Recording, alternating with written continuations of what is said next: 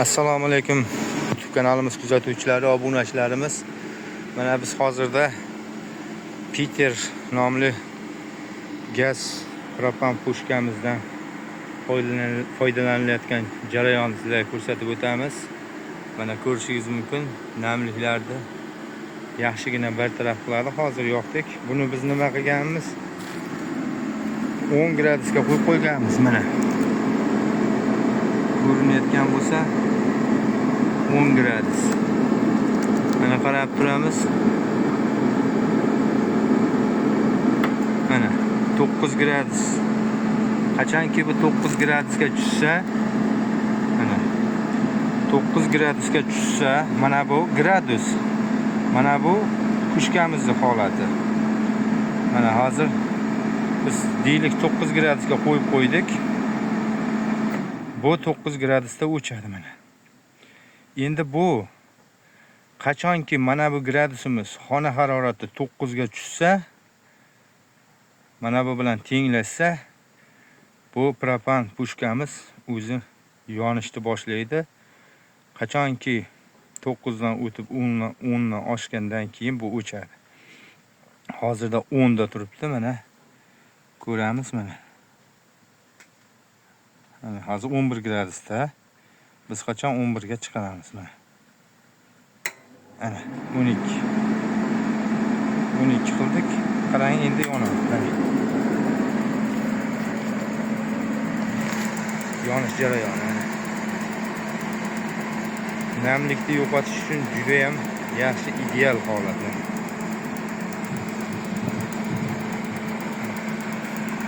Ko'rishingiz mumkin. Bu propan pushka deyiladi. Propanga ishlaydi. Mana propan gaz balonimiz soatiga 1 litr rasxod qilar ekan. 10 ga tushib oldi. Ko'ramiz, hozir biz 9 ga tushirishimiz bilan bu 11 gradusga chiqadi. Mana o'chdi. Gradusimizni kuzatamiz. Mana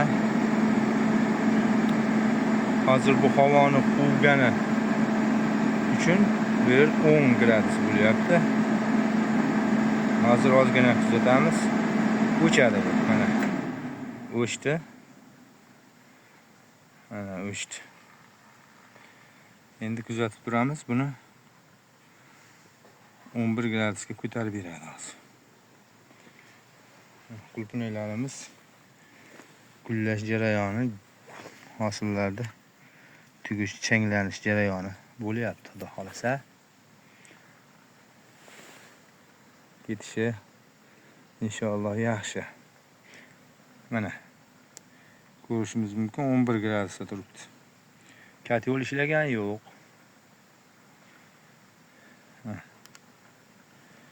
Endi buni yonishi uchun biz 11 ko'targanimiz bilan yonmaydi. 12 qilsak yonadi. 10 da o'chyapti. 12 da yonadi. Endi ozgina kutsak bu 10 ga aylanadi hozir. 10 ga aylanadi. Endi biz buni 10 ga tushirib qo'ydik. 10 da ishlayveradi.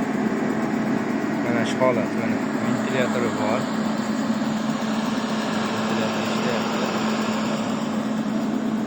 Mana shu holat o'zi yoqib, o'zi o'chiraveradi. Kechasi mabodo 10 gradusdan pastlab ketsa, o'zi avtomatik yoqib, havoni quritib isitadi, tez isitadi havoni. Mana shu afzalligi bor. Qulpunlarimizni ham ko'rsatib o'tamiz. Yaxshi.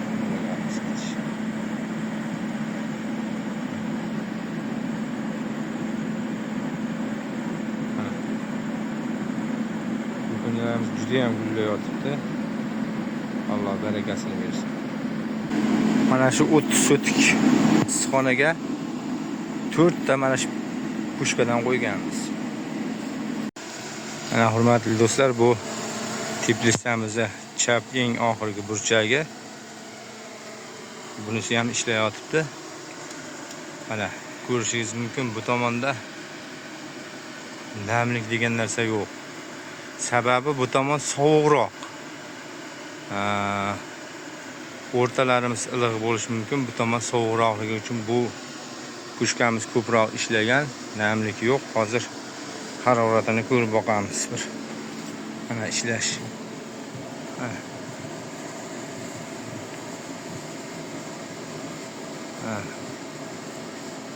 Issiqlik tarqatyapti mana. Endi buni haroratini ko'ramiz. Mana. Bu tomon 8 ga tushibdi. Gradus 10 ga qo'yilgan, 8 ga tushgan. Astoydil ishlayapti. Mana bu chekkasiga falga qo'yib sovuqdan himoya qo'yilgan. Mana ko'rishingiz mumkin, salafanlarimizda namlik yo'q. Yaxshi holatda. Mana do'stlar, bunisi 3-chi pushkamiz. Mana ko'rishingiz mumkin, pushka bor joyda namliklar deyarli yo'q. Namlikni bemalol bartaraf qila olyapti. Xudo xolasa. Buni haroratini ko'rib qo'yamiz endi. Punaylarimiz gullab yotibdi. Harorati mana 10 ga qo'yib qo'yilgan, 9 ga chiqibdi. 9 da ekan.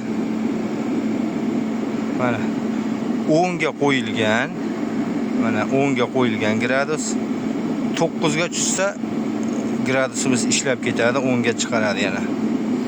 9 ga tushsa yana 10 ga chiqaradi. 10 da ushlab turadi. Bu 12, 15, 18 graduslarda, 20 graduslarda yonmaydi. Faqat mana shu me'yorda ushlab turish uchun o'rnatilgan. Peter Rossiyskiy. Endi do'stlar, sizlarga men mana bu pushka haqida aytib o'tmoqchiman. Bu pushkamizni Germaniya texnologiyasida ishlab chiqarilgan Rolf nomli pushka. Pushkamiz murakkabligi bor. Sababi bu aqlli emas. Qachon o'zingiz yoqsangizgina shunda yonadi. Buni yoqish uchun buni bosib turish kerak. Buni bosib turish kerak. Yongandan keyin 5 soniyadan keyin qo'yib yuboriladi. Shu qiyinchiliklari bor buni.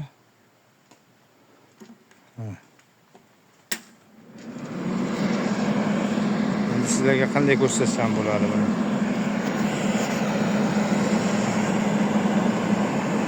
Hozirda endi meni imkoniyat darajam yo'qligi sababli men sizga ko'rsata olmayman. Mana buni bosib turiladi.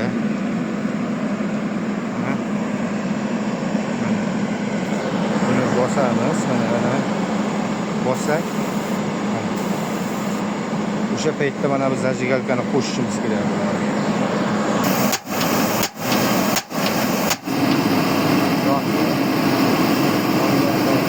5 soniya ichida qo'yib olamiz. Pushkamiz ishlayapti. Pushkamiz ishlayapti mana. Issiqlik tarqatishi buniki juda ham yaxshi, lekin shu aqlli emasligi bu kerakli paytda yonmaydi, faqat kerak paytda yoqasiz. Buni aqlli sistemasi yo'q.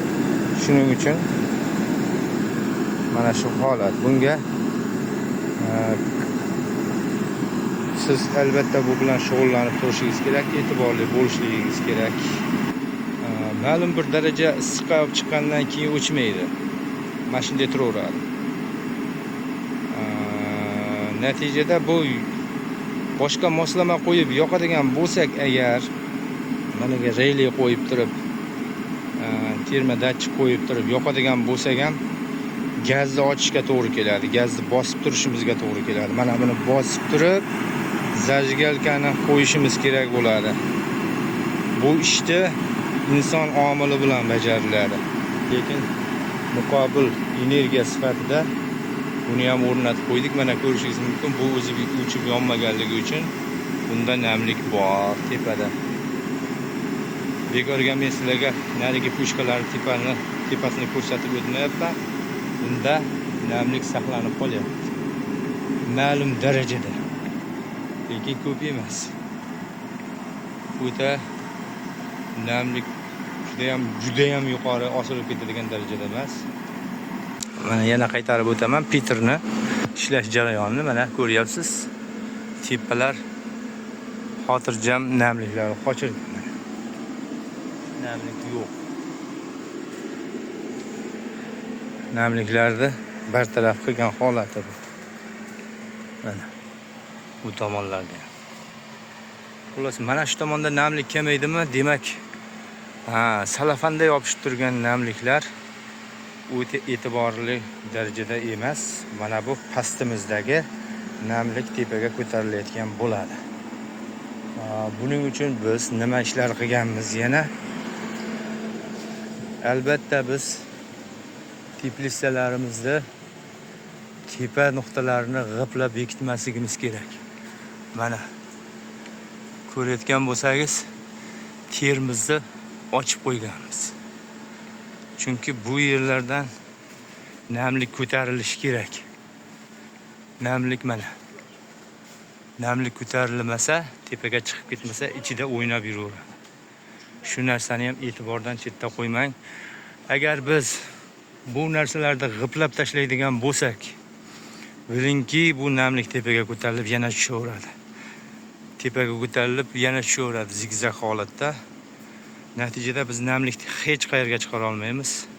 Biz agar mana shu tepaga ochiqlik qo'yib qo'yadigan bo'lsak, namlik tepaga birinchi qavatga yopishib, yoniga tushib, mana bu latoklarimizdan, mana bu qilingan latoklarimizdan oqib tashqariga chiqib ketadi. Biz namlikni tashqariga tomchi suv holatiga tushgandan keyin chiqarishimiz mumkin yo shabadalatib chiqarishimiz mumkin. Hozirgi holatda shabada bilan chiqarishning umuman imkoniyati yo'q. Shu sababli biz mana shu texnologiyadan foydalanishimiz shart do'stlar. Buni tepasini ochib qo'yib sovuq tushadi deb o'ylamang. Oddiy mana bu Begzod akalar qilyapti. Valigi 2 qavatli salafanlarni qilyapti.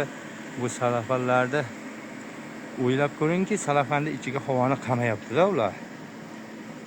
Birinchi qavatga issiq havo chiqyapti-da.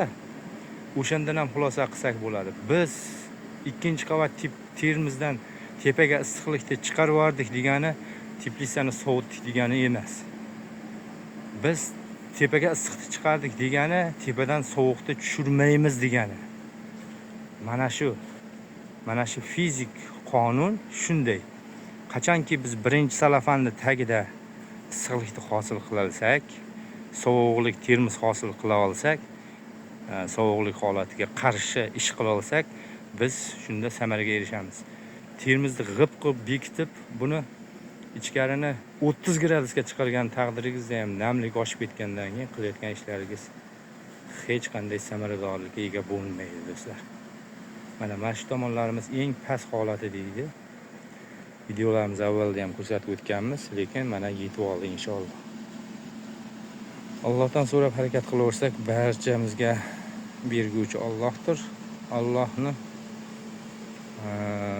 in'omlari bisyordir. Buni faqat bilishimiz kerak, qalban his qilishimiz kerak. Allohga tavakkul qilib, mehnatimizda sababini qilishda davom etishimiz shart do'stlar. Bizni kuzatishda davom eting. Like, podpisatsiya tugmalarini kanalimiz rivoji uchun o'z hissangizni qo'shasizga umid qilamiz.